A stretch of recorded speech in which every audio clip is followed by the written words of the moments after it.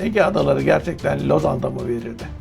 Niçin Türkiye ile Yunanistan arasında bu kadar çok sorun var? İki ülkenin uçakları, savaş uçakları it dalaşı dediğimiz dogfight içine giriyorlar. Yunanistan ne istiyor? Egemenliği belirsiz adalar nedir? Karasuları nedir bu karasular Allah aşkına? Bunu biri açıklasa ya bize. Ne olur yani Yunanistan 12 mile çıkarsa değer mi savaş et? Nasıl oluyor da Yunanistan Avrupa Birliği ülkesi? Biz de aynı zamanda başvurduğumuz halde biz dışarıda kaldık.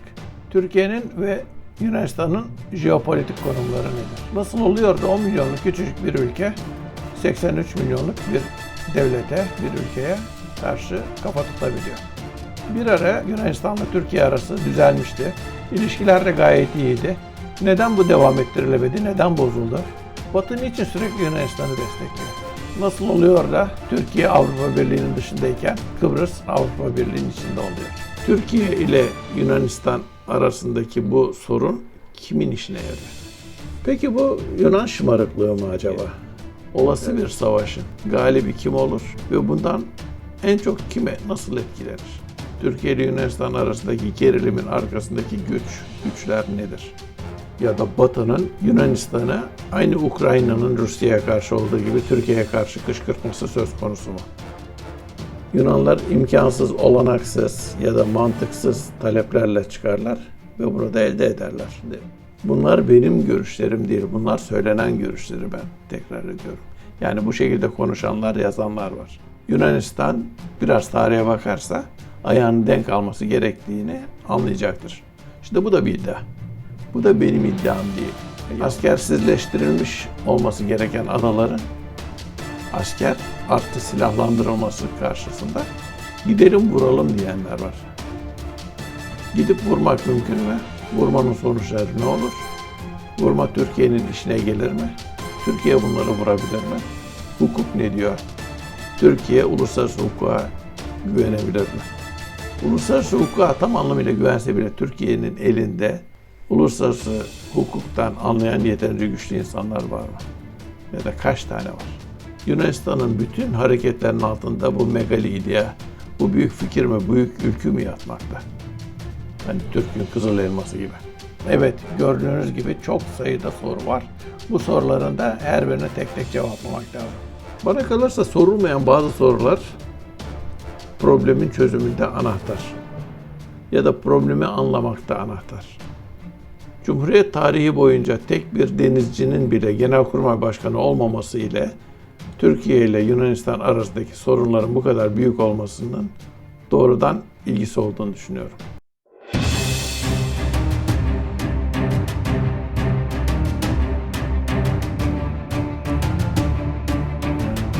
Merhaba efendim, ben Yalçın. Söz verdiğim gibi Türkiye-Yunanistan ilişkileriyle ilgili ilk videoma başlıyorum. Konuların her biri teknik olarak da açıklanmaya ihtiyaç duyulan, görsellerle desteklenmesi gereken konular. Öyle olunca bu konuların hepsini tek bir videoya sıkıştırmanın anlamı yok. Eğer Türk-Yunan ilişkilerini başından sonuna, A'sından Z'sine incelemeye kalkarsak bu çok uzun saatler süren bir video olur ki izleyici de bunu izlemek istemez.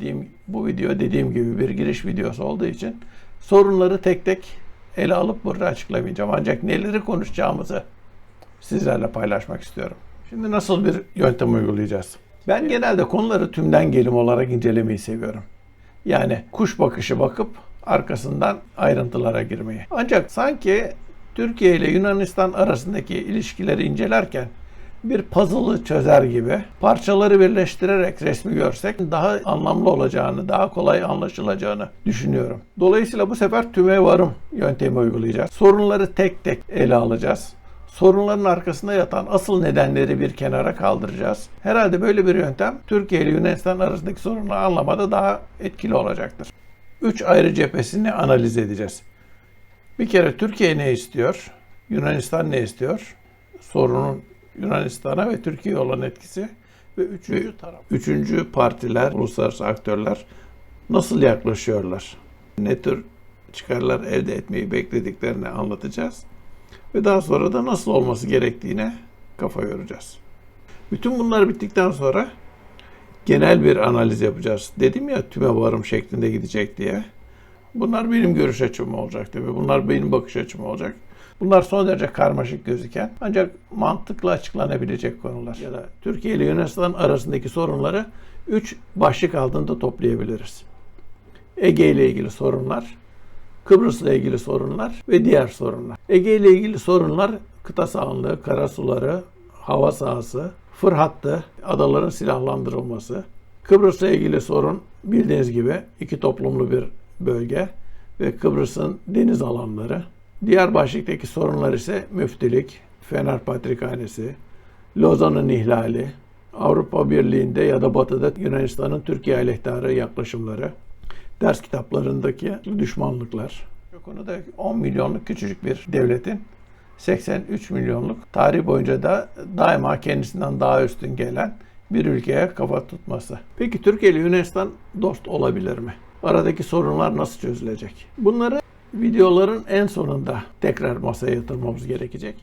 Tabii bu videoları anlatırken terminolojiyi de ele alıp anlatmak lazım. Yani ben jeopolitik dediğimde bu işi bilenler, uzmanları anlıyor. Kısmen bilenler aşağı yukarı bir şeyleri canlandırıyor kafasında. Ancak jeopolitik konusu Türkiye ile Yunanistan arasındaki ilişkileri doğrudan doğruya etkiler. Dünyanın Türkiye'ye ve Yunanistan'a bakış açısından da önemlidir. Jeopolitika konusu başlı başına bir video olabilecek çok güzel bir konu aslında.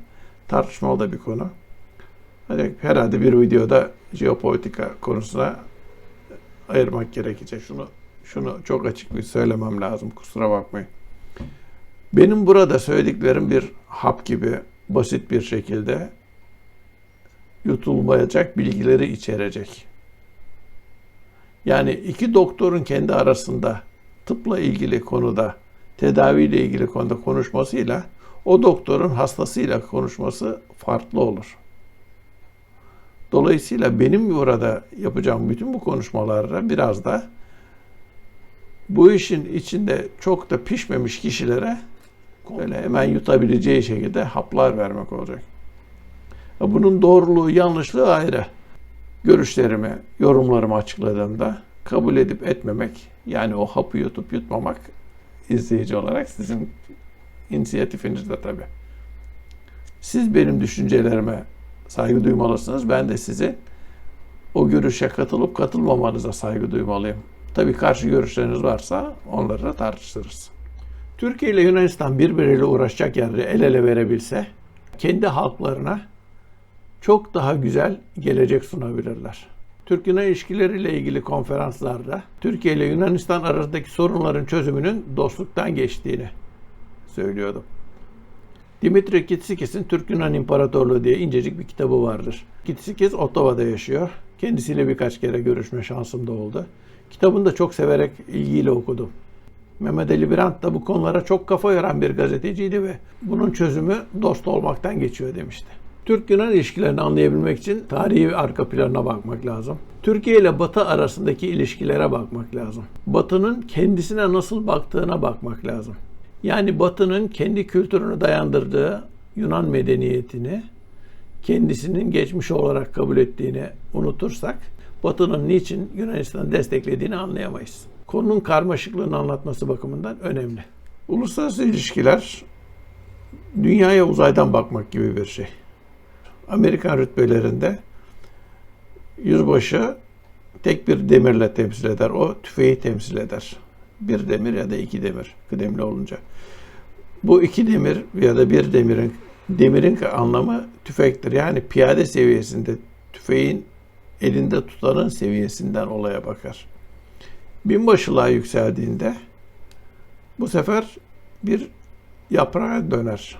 Yaprağa dönmesinin nedeni terfi etmiş binbaşının daha yüksek rütbeli olanın ağacın tepesinden daha geniş bir çevreyi gördüğünü varsayar. Albay olduğunda simgesi kartaldır. Kartallar yüksek uçar. Dolayısıyla yukarıdan çok daha net olarak operasyonu, savaşı, ortamı değerlendirebilecek durumdadır. Gücü de ona göredir tabii. Ondan sonraki gelen aşama ise generalliktir.